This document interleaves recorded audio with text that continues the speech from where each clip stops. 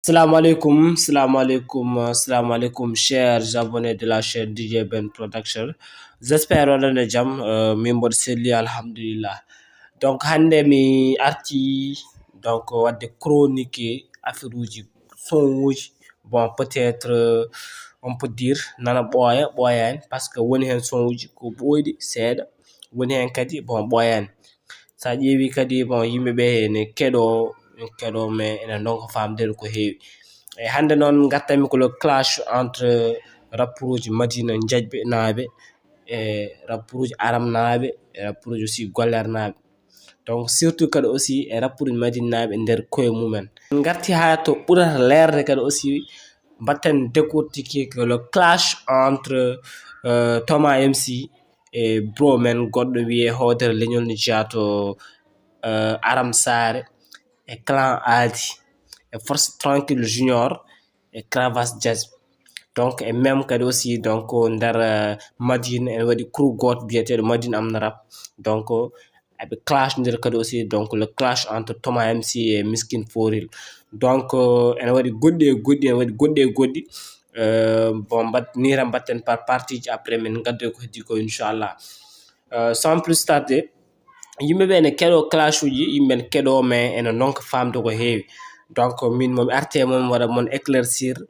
quelques points ko paami hen firtani joomum ko ɗum yiɗi haalde walla non, mais eɗen ko mijoji men gaddaranno point de vue. Ha joni sans plus tarder, n'oubliez pas de vous abonner à la chaîne DJ Ben Production et activer la cloche de notification. Après ngeen générique garten joni joni.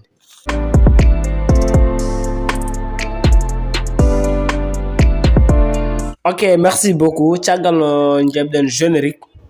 en gartat et l'histoire du clash. Parce que surtout le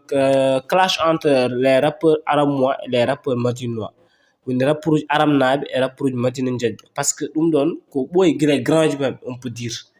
Gila e grand ji maɓɓe ɓe garanno concert aji kadi wonno madina aram e gollere ko gure ɗe gandanɗa hoorema presque kanƴe koddi. E kala programme baɗaɗo bon surtout nden je peux dire jomumen ɓe notodirtu e presque ha joni ni aɗum wooti bon mais seeɗa seeɗa on peut dire e ɓe clash ndiranno clash uji donc guila e grand ji rappuji mawɓe on peut dire les pionniers du rap wonnoɓe ɗo ɓe wonnoɓe aram wonnoɓe gollere. Donc ko ɓen eɓe clash ndiranno yeehi kadi ha moment goto donc ɓeɗon woni hen min natti nande ɗumen woni hen goppi et ainsi de suite. Mais sans plus tarder en gartat l'histoire du clash entre Thoma Mc Hodéré Léniol e clan Adi force trankil junior Cravache jazz. Donc ko étape par étape rek mbatten. En plus avant tout en gartat l'histoire du rap d'abord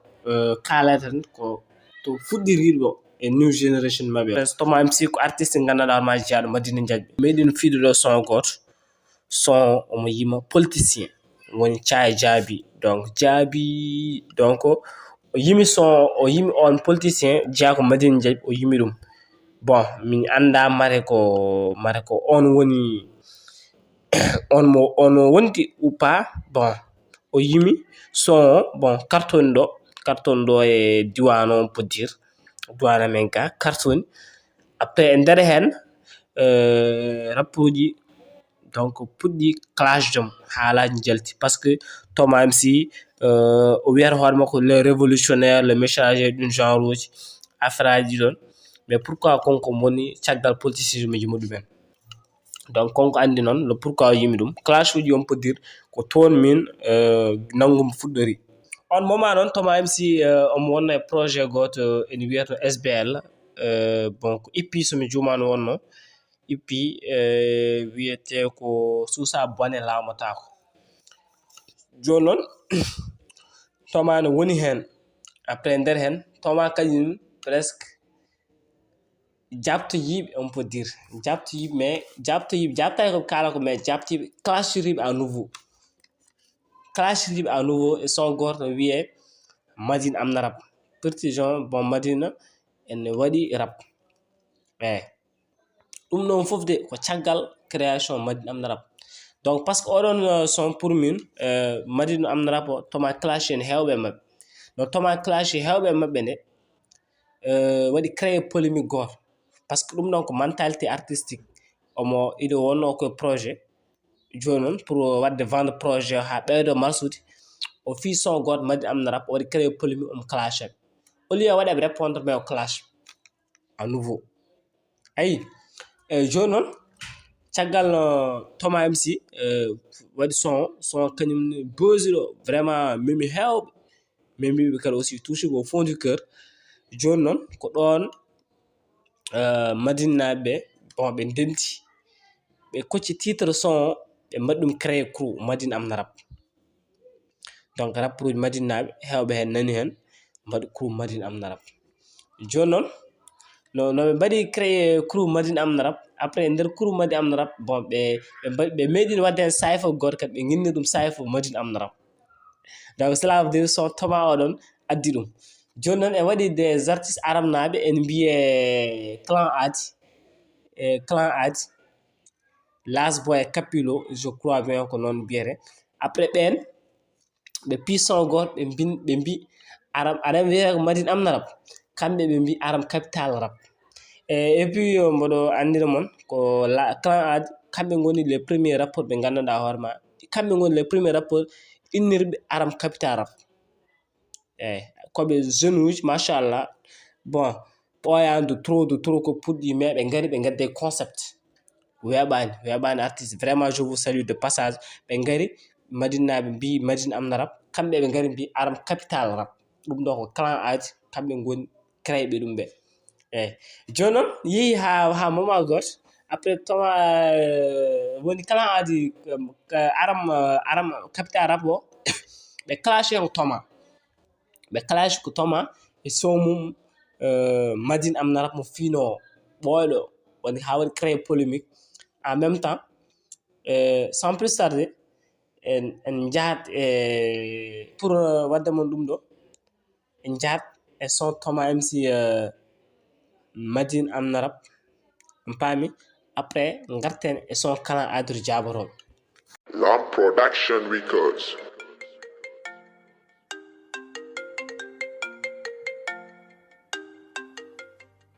Hello, Thoma. Yeah, Mas. Cool. Nice ni. Nam bro, gilinjara min nana soñma me min jani ma yawana ma fer garta. Yeah, sahabi. Di taw so mbedo mi studio ko job rek ngon mi sahabi. Justement, andi o tam nani boji ne class nder to dina fi jawa. Yeah, frère, mi tini du me fat jon mi andine Madine Amna Rap man.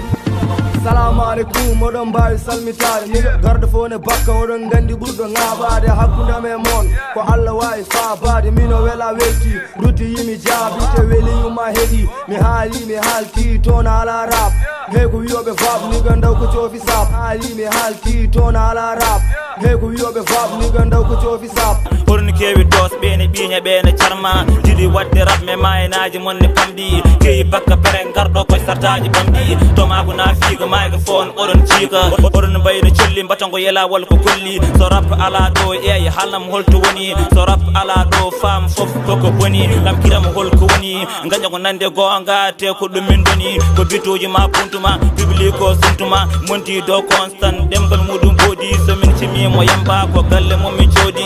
somin cimimo yamba ko galle momin coodi donc on ji on naniri noppi mon j'espère on puɗɗima famde caggal ɗiɗon haalaji fof no ɗi mbaɗi Thoma Mc tawa mon e projet makko wiye SBL susa bon lamtako donc vraiment hay thématique o won titre projet ran so jiita no gandat donc wonko firtata après nder hen ippi Thoma Mc susa bon lamata ko yalti joni ippi o yaltini après ɗon force trankil junior ayde donc force trankil junior clash Thoma Mc waɗi répondre son mum mo fino Madine Amna Rap o a faami won ɓoyɗo plus e nder projet SBL Thoma Mc o clash mum hen joni mi rokka mon keɗoɗon kadi aussi ƴeewen ey famde doole mawna ma en si dole gañaka donka men e boyña dogen toma nangu fewniro ramadina wattan adora entourage ma na wara encouragement minen karli kabbi kambe jabbi ngawi ramon so wonbe hawi wana minen gani minen karli kabbi kambe jabbi ngawi ramon so wonbe hawi wana minen gani pourtant hobe mi gani veyani nan doyo ramadina tan dani gonmi ko ni musma jona hebi rousma sixième nan mi rousma tigumi fode mi kusma susa yaade mi doucement ok jaajëf on pamiri noppi mon ha joni Thoma o suwa jaabade ɓeɗo raw après men gartoy e son to Thoma jaaboyi façon trankil junior e nder hen Thoma Mc omo jogui son goto presque koye 2021 hen Thoma Mc yaltini son goto somi juma big drill o waɗi quoi omo inniri son freestyle e nder son e freestyle o jaabi Hodéré Léniol keɗeɗen son Hodéré Léniol o garten ha jon ko min siksi wujjeray liggere forom golle nerds boy bu ndaw follow bu 10 man Galsen lay titoro aram la dekk moy suñu village musuñu gis fi ko mu rap mi ngam jinne kam malaika mbar fi mbar nañ mi ngam Israël pital lim suñu mbar ara sen papa ñawana ko mera de est-ce que wakam ñaanu ko yor copine mi ngam attaque arab afrique fo mi ngam original dibe ko fo visa mi tabo mi fela mi wara mi sam segi haji jambore yara mi sam segi haji jambore yara rap ba selani yo hartol capital mon koy ladde yawno prasse de egg cuccu de ko mi bonnat no firdom bonito deb bang no debbo bonito red hirsi sixem yarani igam wadde ko bonino jaage mijam wawde mi rap ko jibina indam on ji Thoma wi mi hirsi succès mi yarani ƴiƴam wadde ko bonino jaake mijam ayi ɗo Thoma haaldi koye Hodéré Léniol ene kasanno Thoma Hodéré omo jeeno e clashannoɓe Thoma début ɓe donc Thoma ko ɗo jaaboyimo en plus Thoma wimo capital ma koye ladde bon cela veut dire capital rap ko ladde o wi yano place and egg e oɗo son Thoma Mc wonto haalata kadi aussi o wi capital ma koye ladde yano place and egg sino cuccu dekkon mi bonnat no firdom bonnirta debbo bonnirta reedu donc ɗo ko affaire bindi vraiment baɗi dob par ce que o wi ko bon kala cuccu dekkon mi bonnat donc ko ɗo ko pour juste jibde keɗotoɗo en fait il faut gona pamɗo won affaire uji mbawa famde par ce que cuccu bon kala rapport tokoso tan o yiɗi wiide dekkonɗo bon mo hollu ɗum lawol mum eyyi o wi noon freedom o sa nani freedom o waɗi ko deux sens eyyi woni hen freedom en anglais liberté freedom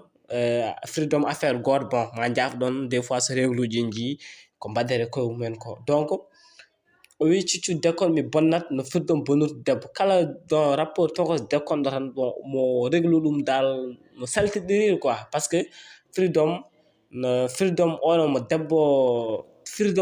utilisat o aɗa andi des fois e nder diine won seereɓe wiyoɓe freedom oɗon ene moƴƴani debbo par ce que ene taga circulation ƴiƴam ɗam ɗin genre uji bon yiiɗa yettade ɗin domaine aji ko domaine aji goɗɗi ben ko ɗon on freedom Thoma ƴetti mais wona freedom liberté o